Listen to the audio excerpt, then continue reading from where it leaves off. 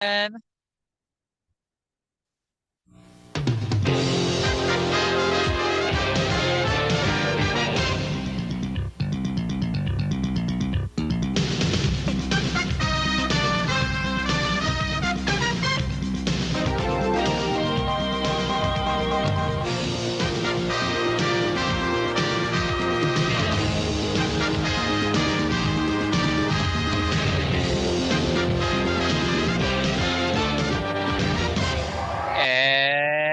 welcome to another action-packed, exciting hour of the Smoky Mountain Wrestling Rewatch Along Project. This is podcasting the way it used to be and the way you like it.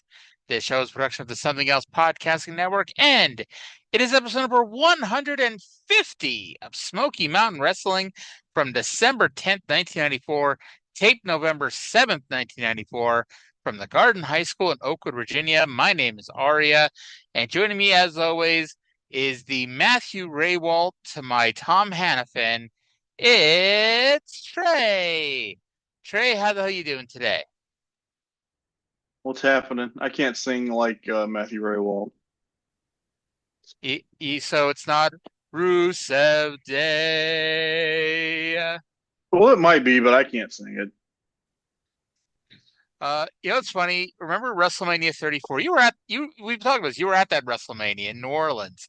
Um, Yes. it it did not occur to me until after the show when someone else pointed it out that Aiden English was in the Battle Royal, the Andre the Giant Battle Royal, and then went backstage and shaved his head bald before coming out with Rusev. Wow. Yes.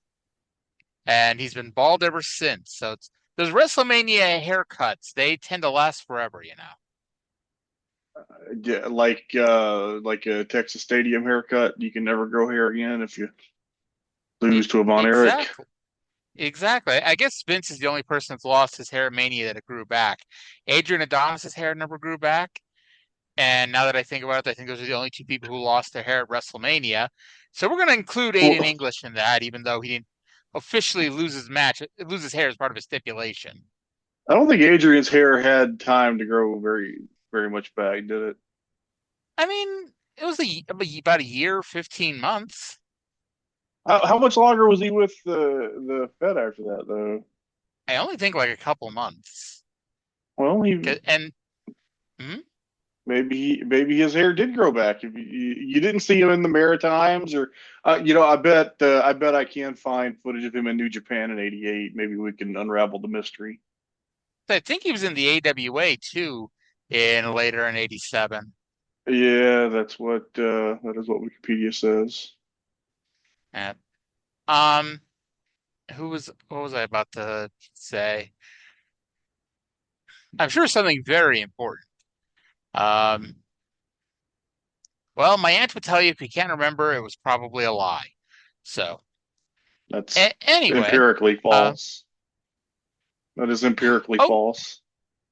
oh yeah. So, and I'm sure there was madness behind the method here, but WWF and people losing haircut matches in the late '80s was like not only was it you lost your hair, but you pretty much lost your job because, you know, he got let go not long after WrestleMania 3, and then a couple years later, Outlaw Ron Bass lost a haircut match to Brutus Beefcake, and he was gone a few weeks later. Well, a few weeks after it aired. Well, you got that whole big thing. I'd like to think, even though it was for a TV taping, and historically back then they just gave you a token amount to work TV, that Bass got paid a little bit to lose his hair. I'd I like to would think sure that. hope so. Yeah. Ron Bass, if you're listening to this, and I don't know why you wouldn't be, let us know what you got paid to lose your hair to Brutus Beefcake. I mean, Yeah. even the jobbers would get paid a little bit extra when Beefcake cut their hair. I'd like to think Lanny Poffo became a millionaire off the number of times that Beefcake cut some of his hair on house show loops. Yeah, I would bet. All right. By the way, just want to point this out. Hornswoggle's brother is a little bastard. David Finley? Brogan Yes. Finley? Isn't he No, part of David that? Finlay. Isn't Brogan Finley part of that birthright group where nobody uses their fucking like family name? I believe he is. All they need is Michael McGillicuddy, and really bring it full circle.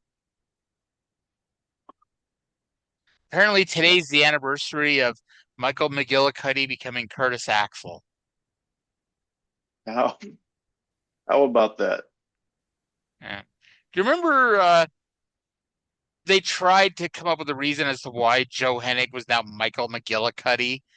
They tried to say it was his mom's maiden name or something, and he was paying tribute to his That mom. shit's so stupid. It's so fucking stupid to identify somebody as a legacy and not have them use their fucking legacy name. Yeah. Honestly, at the end of Like the day, I'm shocked that Ted Braun DiBiase Breaker. and Cody Braun Rhodes. Breaker. Braun Go ahead. Breaker is such a stupid fucking name. You know what a really cool name is?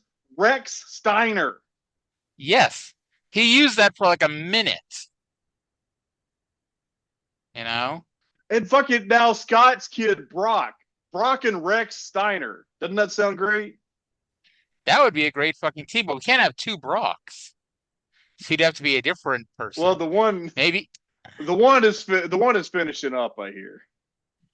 Well, he was finishing up 2 months ago, and now he's back again. So you Well, know, the assumption is that he's building to something for SummerSlam in Minneapolis. I mean, that was always the assumption. Even before all this went down, and it's like, so I don't know why they bothered.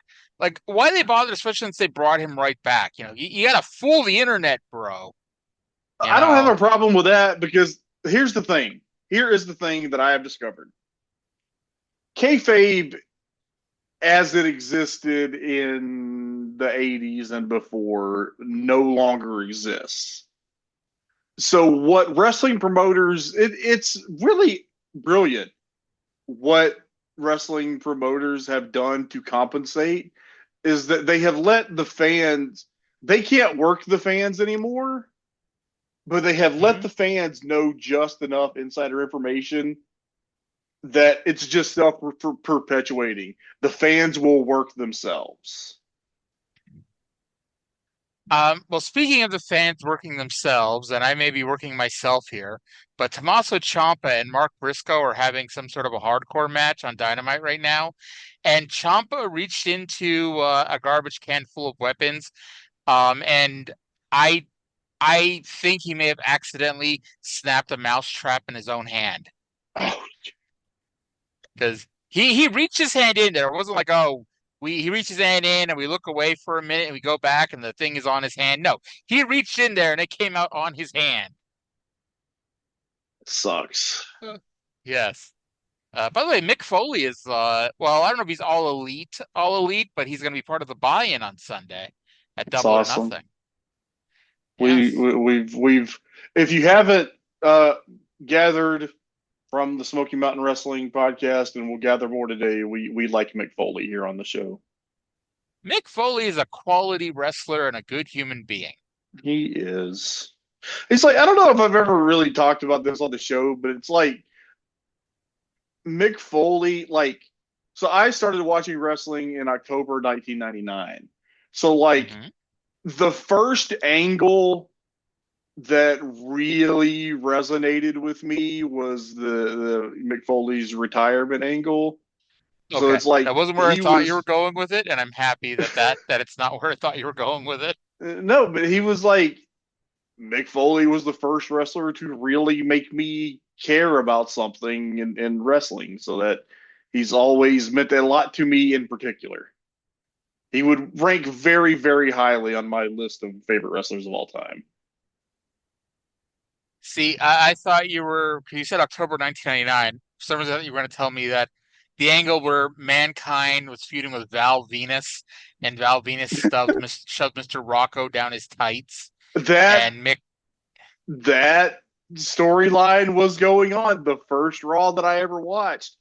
It was the main event was the tag team match with the Rock and Sock Connection against Val Venus and the British Bulldog that ended with The Rock giving Davey Boy Smith the rock bottom onto a tray of dog shit. That's right. You had the dog shit because my former co-host had the first episode of SmackDown he watched was the Roman Reigns dog food angle. I I never asked Cindy what the first episode of wrestling she ever watched was because Jesus Christ, I don't know if there was any other dog. Maybe the first episode she watched was Jericho running over Triple H's dog. Why did any of us stay? I Somebody, don't know. somebody I started. out there. You realize somebody out there. The first show that they ever watched was the when Triple H fucked Katie Vick. Undoubtedly. First show I ever watched was the 1990 Royal Rumble, but I watched a tape of it on Thanksgiving Eve in 1991, blissfully unaware that there was a pay-per-view going on that day. Um, Oh, but yeah, so the first match I ever watched as a fan was the Bushwhackers versus the Fabulous Rougeau brothers. sounds like a Lulu. It was. It was. And it's funny because like I did not understand why it was a big deal that Ted DiBiase was #1 in the Royal Rumble because I'm like, wrestling is fun. So you'd want to be #1, so you wrestle the most. You know. Oh. Alrighty. So now that we've gone 10 minutes about that, let's go into Smoky Mountain Wrestling. December 10, 1994, the final taping of this month of tapings. Let's go to the intro with JR and Les Thatcher. Everybody, and welcome to another exciting hour of Smoky Mountain Wrestling. We're only 2 weeks away from Christmas chaos. Hello again, everyone. I'm Jim Ross, along with Les Thatcher. Thanks for being with us. And I understand that the big, strong guy, Bruiser Bedlam, is back with us today. Well, that's true. He's in action today and looking for that Smoky Mountain Wrestling title once again. You know, Les, we don't have a television champion right now, but that could be decided today. That's right, because last week on a disqualification, there was no actual pinfall or submission. So today, it's the Nightmare taking on Brian Lee for that title. Plus, ladies and gentlemen, I'm going to be talking to Jim Cornette in Confrontation. Can you believe he's going to manage the Rock and Roll Express? You know, I'm going to continually scratch my head about this one until I see it with my own eyes, Jim. I got some questions for Cornette about that, plus an exciting Smoky Mountain Tag Team Championship matchup right here today. That's right. The Gangstas defend against Steve and Scott Armstrong. What a barn burner that one's going to be, Jim. It's going to be a lot of fun, ladies and gentlemen. Again, thanks for being with us. Let's go up to the ring. For the 6th time in 8 weeks, Jim Cornette is on Confrontation. I love that. I love that you keep track. I mean, at this point, I'm just doing it to amuse myself, I think. Like, it was like a running joke when Down and Dirty was on that they only had 3 guests, and it's like they bring in Confrontation, and now we only have 1 guest. We can't even bring in the Gangstas to cut a promo on their own for Confrontation. Jim Ross was content to confront Jim Cornette all on his own. And that was the funny thing. It's Confrontation. There was no second guest, which we'll get to. But other than that, the big strong guys in action today. Primetime Brian Lee versus Nightmare and Beat the Champ. And the Gangstas versus the Armstrongs for the tag team championship of the world of Smoky Mountain. You know, I gotta say they are very, and I guess this is their attempt to not burn out the crowd because you're doing 4 or 5 tapings and you do 20 matches. That's a lot. But yeah, we're getting like 3 matches a show. You know, most weeks these days. We get some solid promos in between. The crowds are getting thinner. Have you noticed the TV crowds? It's awful slim. Yes, it is. The attendance is 400 people. I mean, it was 400 people came to the show 3 weeks ago. But you could tell looking at this that the crowd has started to head out the door. You know, Yeah. 4 hours in. It's a lot of TV wrestling. Yeah. So we go to the ring for the opening match, George South versus Bruiser Bedlam. And I actually spoiled the ending of this match here because I looked up on Cage Match to see if it was a winner leaves town match, and I found out what actually happens. So Bruiser Bedlam wins with the claw, but then loses via reverse decision DQ as he just kept putting on the claw. During the match, we were told that Fritz von Erich was a proponent of the claw. Now, I wonder if Fritz regularly got reverse decision DQ'd. I don't think Fritz was so reckless. He was a very calculating kind of evil. That is true. And, Kevin is too good of a guy to get himself disqualified with the claw. Yeah. And by the way, this is not even a loser leaves town match. Bruiser Bedlam does have one more TV match coming up. So that'll be something to look forward to. Yeah. Yep. So we're told as a plug for the Smoky Mountain Hotline that they'll be talking about this week's Smoky Mountain Hotline report for days to come. I mean, I guess that's good, but it's like I figured you'd want to be talking about it for weeks to come, right? Because days to come, okay, I'll just skip this Smoky Mountain report and wait for next week's. Poll can vote yes or no. Sadly, that was one and done. Sadly, very sadly. Yes. By the way, we'll get to it later, but did you figure out what happened? With what? With can poll vote, yes or no? Oh, no. Okay, we'll get to it later because it does come up later on. Okay. So Bryant Anderson comes out to cut a promo, but before that, we see a replay of last week's angle with Bryant and Tracy. JR was appalled by Bryant's lack of sportsmanship. And let's go to Bryant and JR, and we're going to cut away to a Tracy Smothers promo in the middle. Say for yourself on that deal. Why did you do that? Well, some people may not have seen the same thing I saw when I watched that match. I saw Tracy was having a hard time. It looked like he didn't know what he was doing out there, so I was just trying to put him out of his misery, save face a little bit for him. All right, well, ladies and gentlemen, Tracy Smothers has some pre-recorded comments to make. Here's what he had to say. Brian Anderson, if you're out there listening, I want you to know a few things about Tracy Smothers. Everybody's seen what's happened between me and you, man. There's a lot of bad blood right there.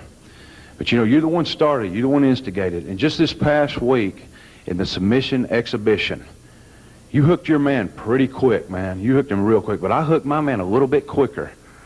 And what'd you do? You took a cheap shot. I never saw you coming, man. You glom me. You put my arm up around my back there in a hammerlock and slammed me on my arm, nearly broke my arm. Then you tried to rip my shoulder out. I mean, you were brutal. You were like a pit bull. It took 3 guys. But my shoulder's not 100%. I mean, I've been to the doctor and I've been doing therapy, and it's not 100%. But, I've been an athlete since I was 8 years old. I ain't always been the best athlete, but I've always been an athlete. I've always been a competitor, and I always give it everything I got. And the words I quit were never, ever in that vocabulary. I always lived by the 3 Ds, dedication, determination, and desire. And I believed in them aisles, agile, mobile, and hostile, and you had to be versatile. You had to overcome all situations. The great athletes make the great ones play better. Well, you're coming after me. You're a great athlete, but I think I'm a little bit better because you know why? Because you had to try and hurt me. You had to try and break my arm. You had to try and wrench my shoulder out, which it hurts so bad right now. It hurts even. It feels like a knife sticking in me. I've played hurt before. I wrestled 3 months with a broken ankle. I've sprained this ankle 6 times. I've had 10 concussions, and I'm still around, man. You come from that great family heritage of the Andersons, where you work that body part and you'll rip it off. You knock your grandmother out to win a wrestling match.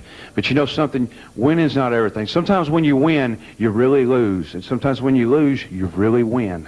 And you don't even know what that's about. But I'm going to teach you something about respect for your fellow human being, and that winning isn't everything. It's how you play the game, and it's having fun. It's giving it 110% with everything you've got. It's 80% mental, Brian. It's 20% physical, and it's 100% in your heart and your guts. Christmas chaos, there's going to be a lot of chaos going down, my man, because I don't care if your dad's Ole Anderson. I don't care if your dad... I feel like I'm as big as Shaquille O'Neal right now. I'm in the zone. I'm coming to win. I'm going to give it everything I got, man. My shoulder, yeah, it hurts, and it's going to keep hurting. It's not going to be 100%, but the words I quit are not in my vocabulary, my friend. If you can't get along, you got to get it on. And I'm from Springfield, and Springfield's a winning tradition in all sports, and in my family also, and in the Armstrong family, had a big influence on me. You can't get along, so we're going to get it on. At Christmas Chaos, Brian Anderson, grab your best hold, because I'm going to make you quit. All right, Christmas Chaos, it's been signed. We talked about it last week, an I Quit match between you and Tracy Smothers. Now, I know that no member of the Anderson family has ever given up in a wrestling match, but Tracy Smothers is no quitter either. Well, I don't know anything about Tracy Smothers. I've got a different feeling about him than you do, but anybody out there who's got access to the record books can check. My father, Ole, Uncle Gene, Arn, myself now. No Anderson has ever quit. You're exactly right, and I'm not going to start a new family tradition. All right, ladies and gentlemen, I quit rules. A match can only be won when one man says, I quit. Will it be young Mr. Anderson, or will it be the wild-eyed Southern boy? We'll find out at Christmas Chaos, and we'll be back with more. Okay. I'll be honest, and I'm interested in what you think. I didn't care much for this Tracy Smothers promo. It felt long, it was rambling, and maybe it's because he wasn't in front of the crowd, and a lot of what makes Tracy sometimes is him playing to the crowd and the crowd being really into him. But it's like, man, he just it felt like too much this week. I cannot disagree with any of that. And I guess we know why Bryant stops wrestling, because he doesn't want to start a new Anderson tradition. And spoiler alert, he does not come out well in these I Quit matches. Yeah, so dude, Tracy is not the you need Tracy to be out there with that. With Bob was the best, but out there with Les or whoever, and just be an all shucks good old Southern boy. It was everything you said. It was, and they all fed into each other. It had no energy because it was just like a tape in a room, and then it was too long, and because it was too long and there was no energy, it just got rambly. And it was edited. Like, at one point, there's literally like a tape edit in the middle of the promo. So who knows how long he really went. Yeah. But yeah, if you can't get along, you got to get it on. NIGHTMARE versus Primetime Brian Lee. I gotta tell you, NIGHTMARE was wrestling this match like a man who thought the check was real. We've seen a lot of these Beat the Champ matches where the jobber is there to do a job. And NIGHTMARE, he was there to do a job, but he was there to get himself over a little bit along the way. And this was a competitive match, and no shame in the game. It was a fine little match, I thought. And Primetime Brian Lee won with a top rope knee drop. And I noted that this is the third time Brian Lee's been the TV champion. And both times he's been champion before this, there was a babyface or a heel turn surrounding it. First time he turned heel. The second time White Boy turned babyface. So, maybe the NIGHTMARE is going to turn babyface and become the Dream. And actually, I just realized I was wrong. White Boy was the TV champion when he had that match with Brian Lee. So I apologize. But it still counts. I like that Ross determined that the NIGHTMARE must be a veteran because he knows how to wrestle, as opposed to the usual quality of mass guys on this show. Remember that dark secret jabroni? Oh, yeah. Now, that one kid, the Avenger, looked like he might have been pretty good. Mighty Yankee, I thought he had promise. You know what? I was a big fan of the Mighty Yankee. Yes. During this match, you remind us that at Christmas Chaos, all seats are $6. So you could be sitting up in the balcony for $6, and the Falls Count Anywhere match could end right next to you. And I'm like, I guess, you may be not wanting to be around other people, but if you're paying $6 and can sit anywhere you like, why would you sit in the balcony? Because you got there late. Oh, that's true. That's true. the lower bowl, I guess, could be SRO. Somebody's going to get there late. And obviously they're going to sell out because tickets are, that's a steal. That's a steal at twice the price. Yep. And I mean, it's Christmas Chaos and they do the tour and like all the shows are the same show. So you don't need to go to all 4 shows and whatnot. You don't need to do the loop, which again is one of those things. And I'm trying not to rant, but it's one of those things that like that exposes wrestling as much as any fucking thing else. You know, when you do a loop that close to each other, that theoretically fans could go to all 4 shows, and it's the exact same show 4 times. But I agree. Oh well. I have trumpeted that kind of thing for the whole time I've been on this podcast and before and after, that a lot of the shit that these companies that supposedly were all about protecting the business did a lot of shit that exposes the business just as well as the same stuff that they bitch about. Hey, what if Ted DiBiase became the $1 Million Man because he got his money from Akbar? Before you yell, that's the joke. You said this before. I'm gonna yell. You yelled at me before for saying that, so just wanted to cover my bases. That wasn't for saying that. It was for you never remembering the good stuff I've already said. Well, you say so much good stuff, I'd have to keep a list. That's true. So let's now go to Jim Ross, who's with Ronnie West and the Smoky Mountain Heavyweight Champion, Dirty White Boy. Remember last week, we got told an agent out in California was negotiating to bring in a challenger for White Boy, but refuses to say who it is until White Boy signs the contract. So let's go to White Boy and Ronnie West with an update. All right, Les, thanks very much. Ron West is here, member of the Smoky Mountain Board of Directors, the Smoky Mountain Heavyweight Champion, the Dirty White Boy has joined us.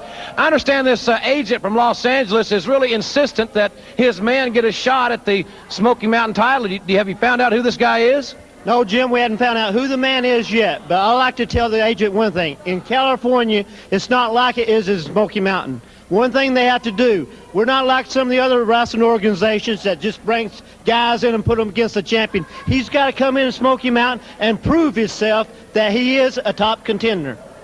But I understand from what you said last week that you're willing to wrestle anybody to line him up. Well, I'm looking at it this way. Going by the men that I've wrestled over the past year, he can't be any bigger, any tougher. Because I think back at Jake Roberts and the Dick Slaters and the Terry Gordys, my gosh. That's a handful right there. So what I'm telling you, Ronnie West, is we'll sit down, drag out the contract. I will sign an open contract. Whoever it is that calls you back, you tell them all he's got to do is come put his name on the dotted line, and I will give him a shot for the Smoky Mountain Heavyweight title. Well, White Boy, I know you haven't backed down from no one. And just like you said, you leave that open contract. I know it. The fans of Smoky Mountain knows it, that you are a true champion. My hat's off to you. All right, gentlemen, we'll keep updated on this thing, hopefully, Ron, and good luck to you, White Boy. Appreciate it very much. Okay, pal. Thank you very much, ladies and gentlemen. I guess they don't want to like be blatant in front of the crowd because this was taped weeks before Thanksgiving Thunder. But it's like, why wasn't Bob Armstrong out there for this? He's the commissioner. Why do we need promoter Ronnie West? I mean, we were just bitching about illogical stuff, so I'm not gonna complain about them making the effort. Okay. So have you figured out who it is yet? No. Okay. So hey, I mean, I'll tell you this. You know who's trained to get into wrestling right now? It'd be bigger than Jake Roberts and bigger than Dick Slater and tougher than Dick Slater. Well, arguably, Paul White. Paul White is in South Carolina right now, training to be a pro wrestler. Well, do you think that's the guy? I don't know. I still don't know who took the Abdullah the Butcher spot at Thanksgiving Thunder. I guess they never said it. It was Bob Orton. Okay, well, you're not gonna what the fuck? You're gonna do Bob Orton and Bob Armstrong and not show me? I'm sorry. I thought they were going to do a Thanksgiving Thunder recap, and I guess technically they could still do it next week, which would seem ridiculously out of place. But yeah. If there are two fellas named Bob who I like to watch wrestle, Bob Orton Jr. and Bob Armstrong are two of them. Now, I'm not going to tell you who it is because, I don't like spoiling things for you, even on 30-year-old wrestling shows. But it's not the Big Show. I'm sorry. That's very disappointing. I'm not going to say this is disappointing because I'm never going to be disappointed by a 4-minute Jim Cornette promo. But for the 6th time in 8 weeks, let's go to Confrontation with Jim Ross and his guest, Jim Cornette. All right, ladies and gentlemen, as you know, Jim Cornette has some sort of working arrangement now with the Rock and Roll Express, and I'm real dubious of this situation. Well, you're a real dubious personality, Jim Ross, just like it's dubious that any of these people have ever seen a good hot bath on a Saturday night or any other. But let me explain something. The Rock and Roll Express had to take my offer because it's their last chance at Christmas Chaos, and they know without this behind them, they ain't going to beat the Gangstas because they're not dirty enough. As a matter of fact, we've been having strategy sessions. As a matter of fact, you have had a strategy session, and as a matter of fact, you remember the camera crew that met with you? I remember Mike Wallace and all the 60 Minutes crew. Have you got that tape now or what? Absolutely, ladies and gentlemen. Take a look at this strategy session. All right, wrestling fans. Everyone across the world of professional wrestling, fans and wrestlers alike, are amazed by the uneasy alliance recently formed between the legendary tag team, the Rock and Roll Express, and wrestling manager Jim Cornette. They have joined forces in an effort to beat the Gangstas. Now, the gentlemen, the Rock and Rollers and Jim Cornette, are discussing some strategy behind closed doors here in the dressing room area. But we're going to go inside and check out exactly how things are going between Cornette and the Rock and Roll Express. Why don't you? No, you listen to me. They're talking. Now, wait a minute. All I'm saying to you is you're going to have to start doing things that way. The reason why you ain't the tag team champions now is because you don't do things that way. You're going to have to listen to me, and you're going to have to do things the way I want them done if you expect to beat these guys. Let me tell you something. We have been 4-time world tag team champions, 10-time Smoky Mountain Wrestling tag team champions, and that was without your help, all right? And I'll tell you what you did with my help. You lost all those titles every single time because of the way that I want you to wrestle. I don't care about being nice. We are not the Midnight Express. We are not the Heavenly Bodies. We are the Rock and Roll Express. And you're not the Smoky Mountain Tag Team Champions, and if you want to be at Christmas Chaos, you're going to have to listen to me whether you like it or not, because I know what it's going to take to beat these guys. Your way's the right way. Yeah. What do you want? What do you want? What do you want? Well, wrestling fans want to know what's going on here. Fans want to know here what's going on with you guys. What kind of strategy are you guys discussing? All I can say is I don't understand what's going through Ricky Morton and Robert Gibson's minds. I'd like to talk to them. I hope to have them right here next week on this segment because I'm going to try to talk them out of this whole situation. Hey, let me tell you something, Jim Ross. Don't stick your nose in my business. You see, I came out and I made the Gangstas a proper offer. An offer that I thought would take them straight to the top, and what do? They spit in my eye. So what do? I get on a telephone with the Rock and Roll Express. I make a few arrangements. Bottom line on the whole thing is this. Rock and Roll have realized that without me, they were going to have to leave Smoky Mountain Wrestling because it's their last chance at Christmas Chaos. They can't get another tag team title match again, so they got to make it good. And they haven't been able to beat the Gangstas so far because they're too dirty, they're too devious. The Rock and Roll Express are too nice. They drink milk, they're niceness man. So they can't fight on the Gangstas level. Well, I can, because I'm a dirty, nasty, mean, backstabbing, obnoxious, loudmouth.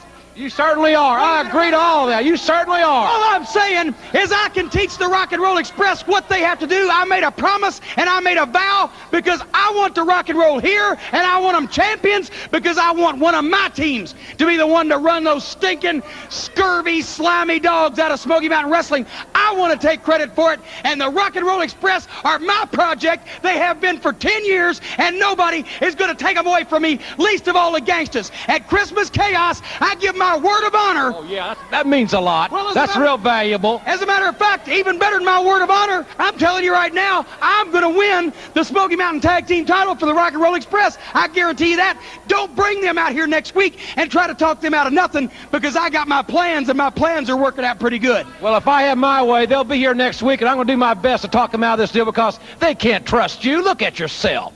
They can't trust. Look at you. Let me explain something to you. Sometimes you can't always get what you want, but you can get what you need. And the rock and roll need me. So if you can't be with the one you love, love the one you're with.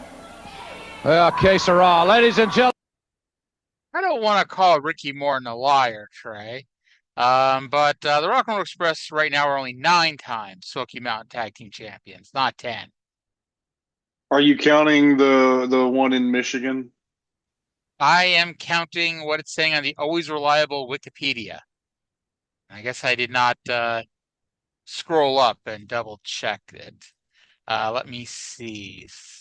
Yep, Port Huron, Michigan, February 18th, 94, losing to Heavenly Bodies in Taylor, Michigan, February 19, 1994, which made Tommy Pritchard a 7-time Smoky Mountain Tag Team Champion. I feel like if I look up the title history, this is going to spoil something else for me. So we'll just call it 9. Yes. Well, damn Ricky Morton lying and not able to count. He was rounding up. In all fairness, we can let Punky off with that one. I think we Triple H would never lie about the number of world titles he's won. I guess this isn't the world title, but still. It is important to note that Jim Cornette has not suddenly become a babyface. He is ranting and raving about how ugly the fans are, and he does not like the Rock and Roll Express. He just wants to keep them here so his team can take them out of the territory. I did pop. He's like, because they drink milk and like they're good boys. Because good boys drink milk, you see. Yes. You're not touching on what I thought was the most significant aspect of that segment, and that Chip is Kessler's unibrow. Chip Kessler's eyes when he's not wearing glasses are disconcertingly huge. Maybe that's why I really noticed the unibrow this week, because he wasn't wearing his glasses. Maybe that's probably right. See, I didn't notice the eyebrows, but I was freaked out by his eyes. This is the voice of Smoky Mountain Wrestling in 4 months, ladies and gentlemen. Oh God, just remember that, ladies and gentlemen. So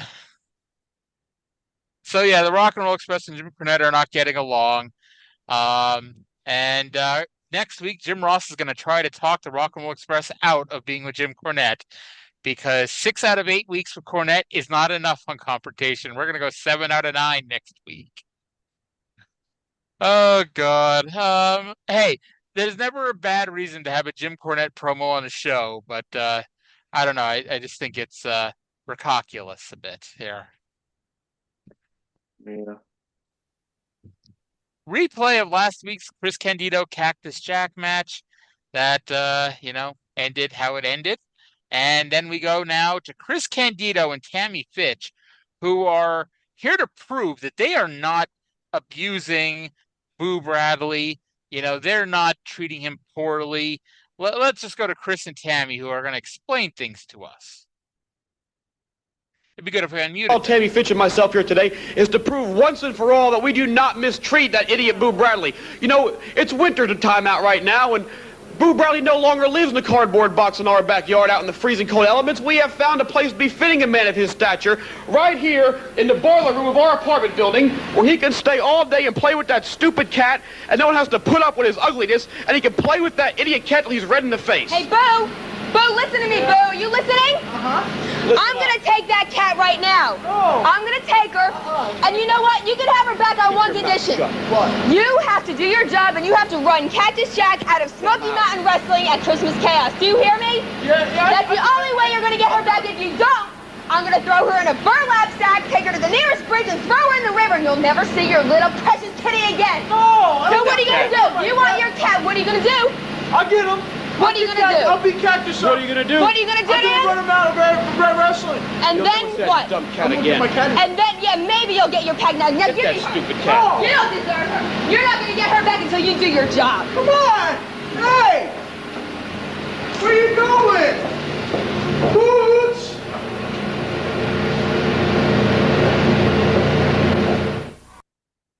Tammy Fytch has done some awful things in her life, including did she almost kill that guy, or did she actually kill him when she was drunk and driving? Didn't she kill a guy? I can't remember if she actually killed him or just like almost killed him. Either way, she's in prison for drinking and driving and either almost killing or killing somebody. However, I would say that continuously threatening a cat might be worse. This bitch, I am so outraged at. She should have been in prison for abusing that poor kitty. I'm so fucking furious. Mm-hmm. And I mean, I do have some what should theoretically be good news. Cactus Jack's last nights in Smoky Mountain are on the Christmas Chaos tour. Yes. Well, now he does have some TV matches that may air afterwards. However, if we're taking Miss Tammy Fytch at her word, then Boots the Cat should be returned to Boo Bradley. Well, I'm sure that even Mick Foley would agree that it's in the best interest of the cat if he leaves. Yes. If he joins his family by moving back to New York so he could be closer to ECW and flying out of LaGuardia to go to Tokyo instead of flying from Atlanta to New York, then New York to Tokyo. Yeah. So. All right. Well, speaking of Cactus Jack, he is about to cut a promo that Primetime Brian Lee also exists during. All right, ladies and gentlemen, there you hear those comments from Candido, Bradley, and, of course, Miss Tammy. And are we going to have any more Shakespearean prose and poetry here this week, Cactus? No more jokes. No more poems. No more soliloquies. Because you see, Jim Ross, I'm guilty of the cardinal sin. I underestimated my opponents. I'm out here referring to Chris Candido as a punk from New Jersey. Well, maybe that was true one day, but Chris Candido came this close to toppling Cactus Jack. This close! I may hate what goes on inside that head, Candido, but I can't guarantee that once you hit that ring, you're a tough son of a gun. And I'm going to have to work twice as hard. I'm here on a missionary mission. Well, Jim, think back all the years you've known me. I did not make my reputation by saving souls. No. I made it by ruining lives, by hurting innocent people, by taking young, impressionable wrestlers and ruining them. And as much as I hate that part of me, I cannot deny that it still exists. It exists in me, and it exists in the eyes of Brian Lee. Because I see a hatred in him that scares even me. So Jim Ross, you understand, but more importantly, Candido, Tammy Fytch, and Boo Bradley, you get it all through your heads. Falls Count Anywhere, Christmas Chaos. Year after year, I'm beginning to realize that I'm not going to get my two front teeth. And Santa ain't going to leave a new year under my Christmas tree. So what I want instead, it's your butt, Candido. When it comes down to it, it's as simple as this. You mistreat Boo Bradley, and I'm going to make you pay for it. From the top of the porch to the top of the wall. When Falls Count Anywhere, Christmas Chaos. Dash away! Dash away! Dash away all. Bang, bang! Man, Merry Christmas to all, ladies and gentlemen. But now, do you believe Santa Claus brought Mick Foley Chris Candido's butt? From everything I've ever heard, Mick Foley isn't really good with Santa, so I bet he did. I mean, I hope so. Maybe that's why Candido is able to work as a cruiserweight for so long, because, you know, with his butt, he would have been over the 205-pound weight limit. But without his butt, you know, that brings him down to a comfortable 205. So that explains why he's currently the NWA World Heavyweight Champion, because his butt hasn't been taken from him yet. Yeah, there you go. As we were listening to that promo, I checked Twitter and I saw under today's news the following headline: Jack Perry strikes Toa Leona with a bag of onions during AEW Dy-no-mite. And I am watching the video, and Jack Perry has a the fucking mesh bag of onions like you buy at the grocery store, and he just walks to the ring and hits a motherfucker over the head with him, and holy shit. I don't know why that's the funniest fucking thing. That was not a lie. That did happen. About 50 minutes ago as we're speaking. 49 minutes at AEW posted it, so yeah. Now, when I was looking through the Observer, and I guess we knew that this day has come, and we've kind of talked about it already, but apparently Lance Storm and Brian Lee were not at the Smoky Mountain house shows this weekend as advertised. And Dave mentions that Lance is gone, but isn't sure what's going on with Brian Lee. Well, Brian Lee is gone. His last matches with Smoky Mountain were at the TV taping that we're going to be talking about starting next week, that started December 5th. But we don't see Brian Lee again until Fire on the Mountain 95, when he comes in for a one-off. Fire on the mountain, lightning in the air. It's actually like a good song. Well, Brian Lee can't leave yet because he does have to return to defend the Beat the Champ TV title. And we cannot besmirch the history of the Beat the Champ TV title by just having the champion disappear. Maybe that's how it ends. That might be how it ends. The Beat the Champ TV title. The Beat the Champ TV title died on its way back to its home planet. Pop. What I actually would have done this week was had another disqualification. Just keep doing it, and it's kind of like the title eliminator rules in AEW. You can't get another title shot until there's a new champion, but slowly but surely everybody in the company gets disqualified out of the Beat the Champ. Oh God. So Santa will not be bringing Cactus, his two front teeth, or his ear, which makes you wonder, if he is in with Santa, why wouldn't he bring them something much easier that he could use? Like, Cactus Jack already has a big ass. He does not need extra ass. Well, he just wants Candido's ass for the enjoyment of it. Phrases that can never be taken out of context. It's such a shame. It's such a shame that we don't have titles on the Smoky Mountain episodes.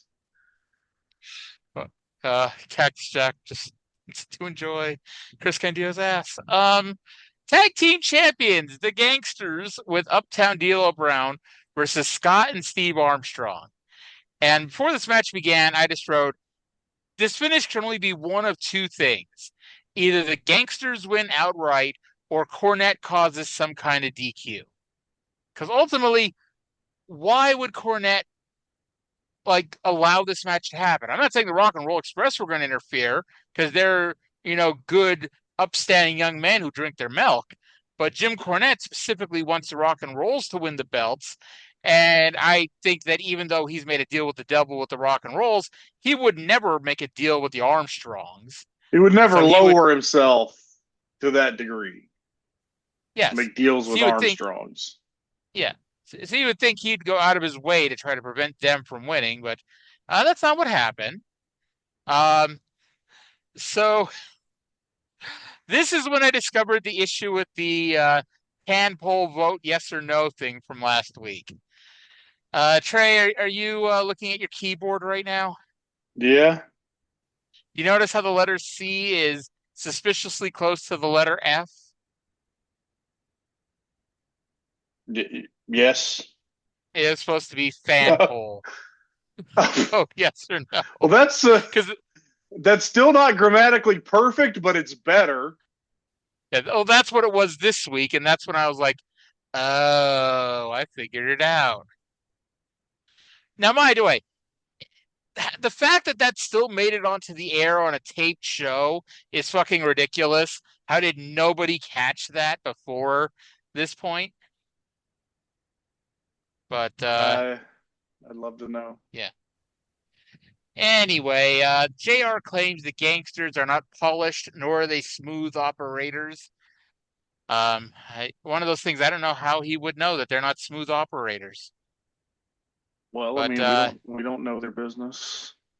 Yep. So D'Lo attacked Scotty while he was on the floor while Mark Curtis was distracted because Scotty doesn't know which gangsta is which. Scotty doesn't know. Oh, Scotty doesn't know. Scotty made the hot tag to Stevie, who gave Jack a gourd buster.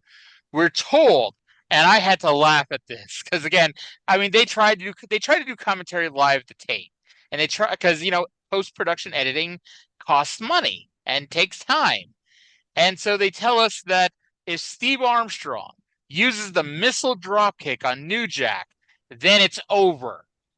And Steve Armstrong from the top rope dives and does a top rope clothesline to New Jack. Well, he couldn't hear. That is true. He did not go over his spots with Jim Ross before the match. No, if Jim Ross had managed the Armstrongs, they would have been the Smoky Mountain Tag Team Champions right here. Yep, he would have prevented D'Lo Brown from doing what D'Lo Brown is about to do, which is to run around the ring and toss Mustafa a nightstick while Mark Curtis was getting Scotty Armstrong out of the ring. Mustafa used the nightstick on Stevie and got the pin 1, 2, 3.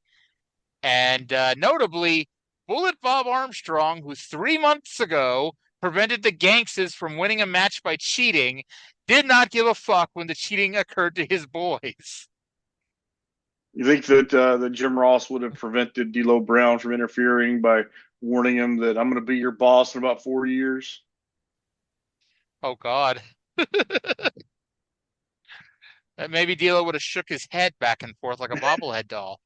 You know what? I bet if he did that, it'd get fucking over. Maybe he should do a theatrical leg drop, too. I bet that'd be fucking awesome. Pointing at the crowd while he's doing it, yeah. The shaky leg drop. By the way, the fact that TNA, the most inept company in the world, are the only wrestling company to sell a D'Lo Brown bobblehead is just absurd. Like, WWE could have been printing money off a D'Lo Brown bobblehead, and they never did it. Ridiculous. I do have a very nice... I forget what they're called. The nice Mattel figures. The deluxe edition yes. D'Lo Brown with the chest protector in the European title. Nice. And this is, I mean, it was Mattel, so it had to be somewhat recently. Yeah, it was last 10 years or so. Okay, yeah, because, that was a big reason. People bitch about WWE going PG, and I was always like, who gives a fuck? Like, it's what the product is. But like Mattel was a big fucking sponsor, and they got them because they were PG. That's my one addiction. Like, you'll know if I'm ever in a good place financially again because I'll start buying fucking wrestling figures again. Nice. I'd still buy the occasional cheapo on Amazon. I have my Rhea Ripley figure that I think cost me like $7, which. Back in my day, kid, a $7 action figure, man, I never would have convinced my parents for that one. I should post a picture of my my workstation because around my computer, it's so many wrestling Funko Pops with a handful of micro brawlers scattered around. Nice. Now, are they still in the box, or do you take them out? Depends. All right. Well, show's not over yet. We got to go back to JR, who's with the Gangstas, for a post-match and a show promo. All right, ladies and gentlemen, we are back. Don't forget our poll question. Will Jim Cornette help the Rock and Roll win the Smoky Mountain Tag Titles? You cannot be proud of the way you just won that match. Let me tell you something. And I tell these geeks something in Smoky Mountain.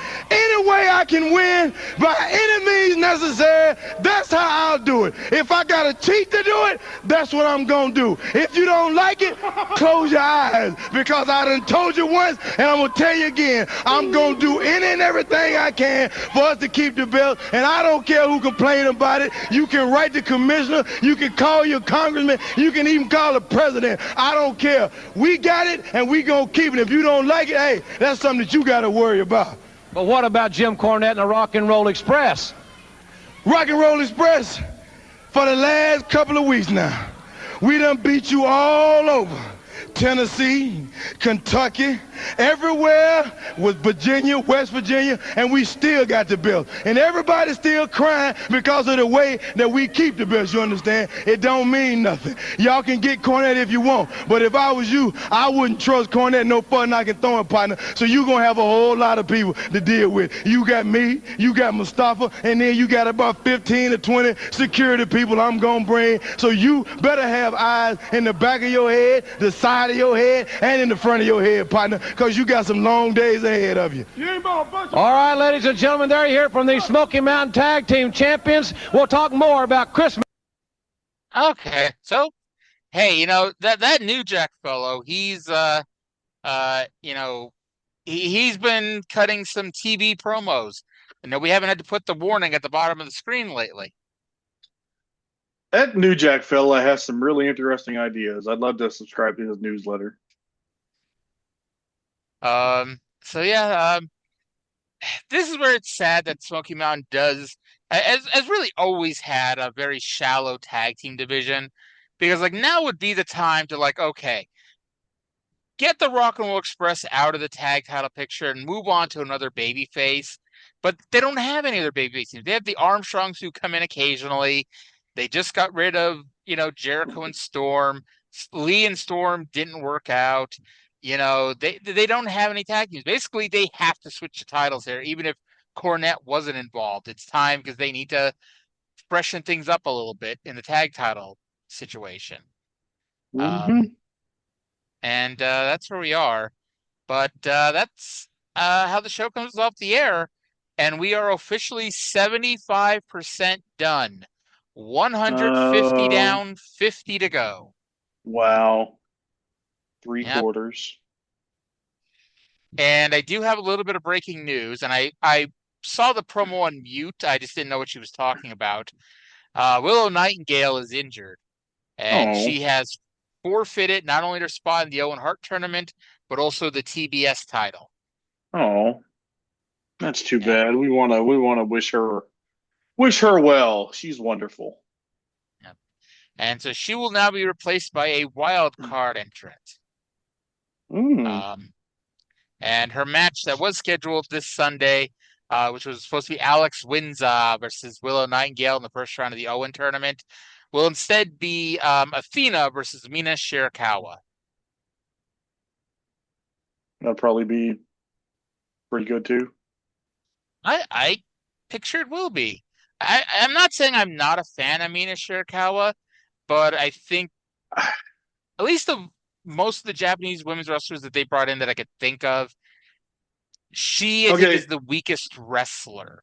With all due respect, she is more gimmick than wrestler. Yeah. Yeah. And it's and again, with all due respect, she's a better wrestler than Maki Ito. But it's I guess I wasn't even thinking of Maki Ito, because she was in and out pretty quickly. She's only been in there a time or two. Actually, I was at the Dy-no-mite Wild Card Wednesday, where she was the wild card in the Owen against Britt Baker. And that was the same show. That was the same show that Johnny Impact was the wild card against Samoa Joe. And somebody tweeted, "History has told me that if John Morrison is a substitute in Houston, something terrible has happened." I remember you telling me that one. But I always thought for the beginning of AEW, Riho was a great choice as women's champion. But it's as the women's division evolved and they got more talented in there, it's Riho, especially when they keep bringing her back every so often, she sticks out like a sore thumb. And it's like, I know people don't. I'm sorry, go ahead. I was never a fan. I'm sorry. I know she's like cute and sweet and whatever, but it's like I need a certain facade of believability in my wrestling, and she doesn't look like she could bust a grape in a fruit fight. And people don't want to hear this because it goes to what more or less what Jim Cornette would say. She looked like a child. And she can't help that. You can't help what she look like, what your looks are. Because I mean, she's late 20s, but she looks like she's a young teenager, and it's like it doesn't look right. Like I know in Japan, women start wrestling early. They go into the dojos early, but it's like, and again, she's not young. She just looks really young, and it doesn't always look right. Japanese women and like British dudes start training when they're 13. Yeah. Every time I play TEW, they have that fucking picture of Pete Dunne from when he was like 12, and I was like, yes, that man should not be wrestling. But Cornette has some kind of weird thing with the Japanese women that's a whole thing. But then like Hikaru Shida was there, she was fucking great. She could still be. I think she's got like some other stuff going on with like, I don't know, visas. Or maybe she's back. Is she back now? Isn't she with Statlander? I don't know. I haven't seen it in a while. She was on a show a show a few days ago in Japan. Aja Kong's 40th anniversary. Yeah. I'm honestly a little embarrassed to say this, but pretty much, I guess not the only time, because she did AEW once. But other than that, like the only time I'd ever seen Aja Kong wrestle was her couple spots in WWE, or a couple shots in WWE.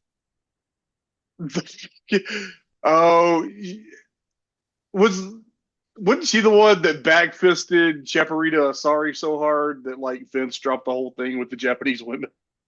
Yes. Oh Lord. By the way, I wasn't going crazy. Shida and Statlander are a team in AEW, and like they literally were just cutting a promo together 5 minutes ago. So I'm like, why am I questioning this? Other than the fact I probably shouldn't be watching Dy-no-mite while doing a podcast. Anyway, what else is happening in the world of wrestling? WCW announced that their next Clash of the Champions will be in Las Vegas during the NATP convention, NATPE. For those who don't know, because, it's 2026 and not 1995, that was a big convention at the time for television executives. It's where you would go to basically sell your TV show, sell your syndication, try to get some ad money, etc. And so WCW, in their effort to try to enhance their image, is running their Clash of the Champions there. And because they're now trying to get people to notice them, they're not going to go with Randy Savage versus The Butcher as the main event. And now it's going to be Hogan and Savage versus The Butcher and Kevin Sullivan. And also as the semi-main will be Sting versus Avalanche with the Guardian Angel as the referee.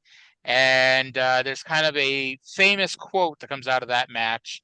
And if you don't know what that is, I'll just keep my yap shut. I'm sorry, what was the match? Sting versus Avalanche with the Guardian Angel as the referee. Wow. That was okay. So this is December 1994. Yes, and the Clash of the Champions is mid-January. This is the one where Hogan no-sells Vader's powerbomb. Okay, see, I was confused because I know they did like a January 96 Clash at Caesar's Palace. So I guess they did. Yeah. Did they do did they do a January Vegas Clash 2 years in a row? At least two, because I forget where they were for January 97. I guess not really that important, but especially because January 97 they were on fire. But yeah, January 96 there's the same thing at the NAPI convention. They did Nitro and Clash of the Champions there. Yeah, because Savage Savage and Flair did one of their. Savage won back the title, and he lost to Flair at Starrcade on the Nitro. Correct. And Sting and Luger beat Harlem Heat for the tag titles. That was the first title change on Nitro. First world title change. First world title change? Yes and no. If you want to be technical, when the Giant being stripped doesn't count. Okay. Well, that was also when they officially finalized that technically the Giant was the world champion. Well, that also doesn't count. Yeah. But yeah, so but it was not the first title change at all in Nitro. Do you remember what that was? The first title change in all of Nitro. Yeah. It had to. Was it a tag title change? It was. 95, November 95. Oh. It was the night after Fall Brawl 95. Do you need me to keep going, or can you guess it? Give me a. I'm sorry, what was that? Give me a hint. Harlem Heat had won the belts the night before at Harlem Heat from Bunkhouse Buck and Dick Slater. Okay, and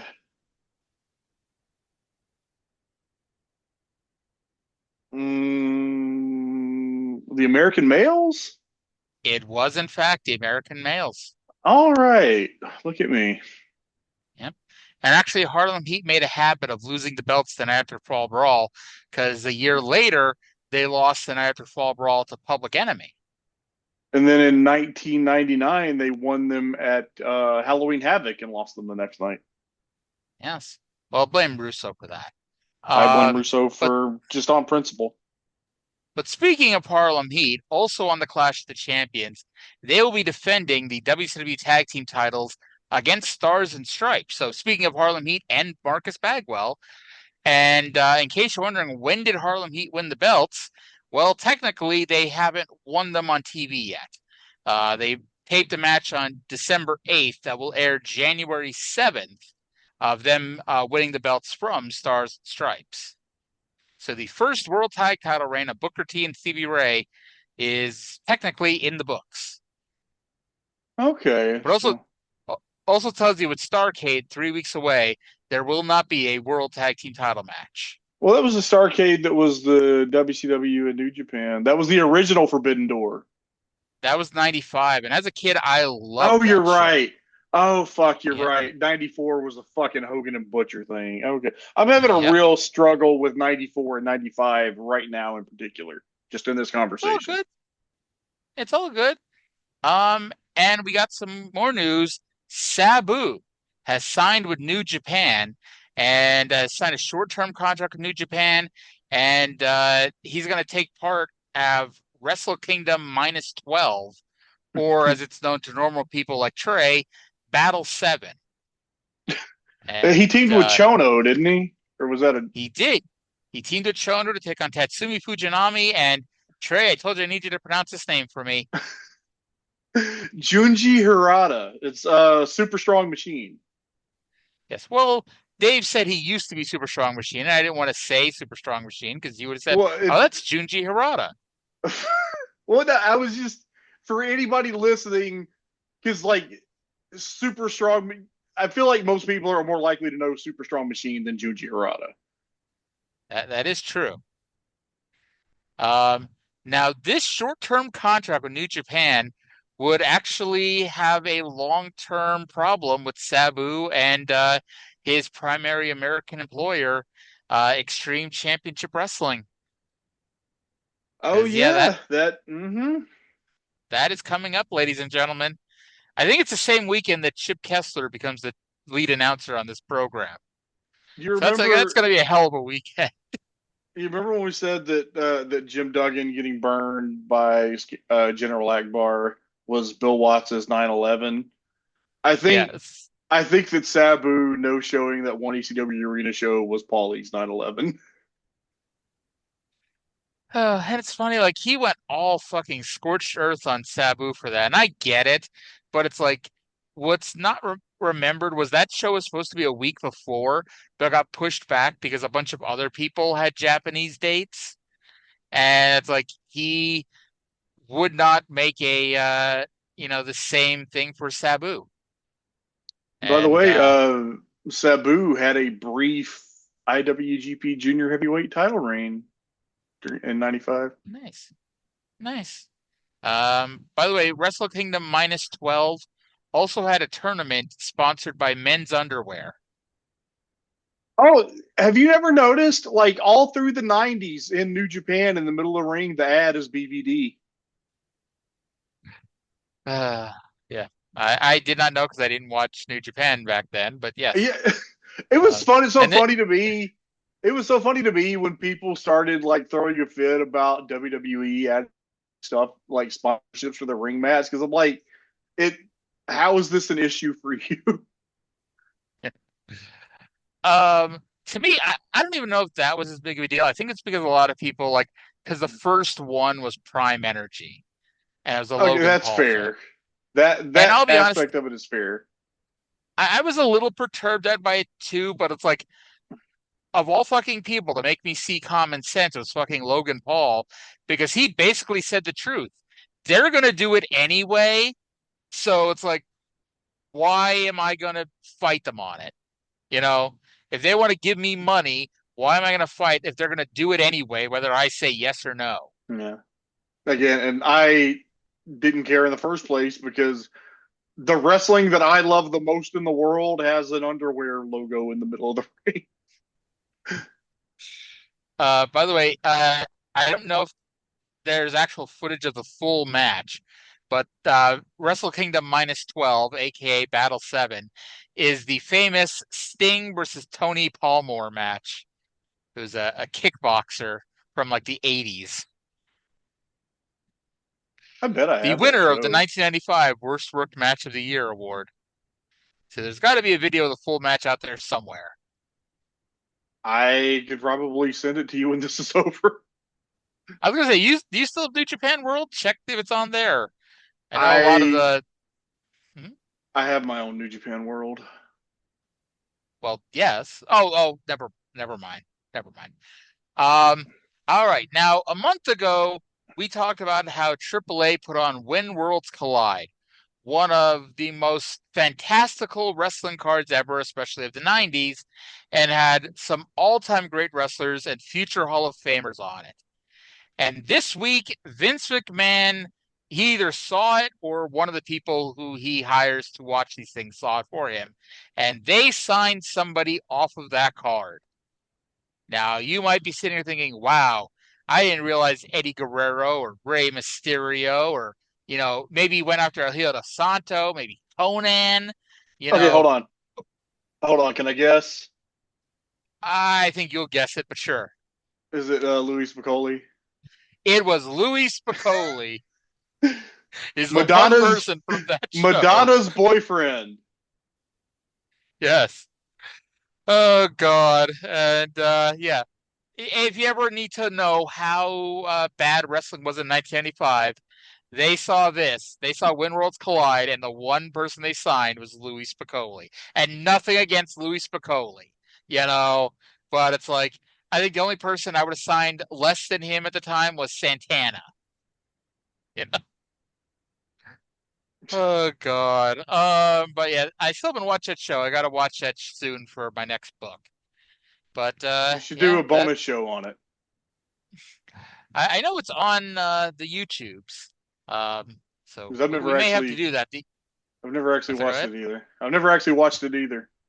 I watched it because it was, and this is where it's weird, where you start wondering about rights issues, because it was on WWE 24/7 when that was a thing. Because that's where I watched it for the first time.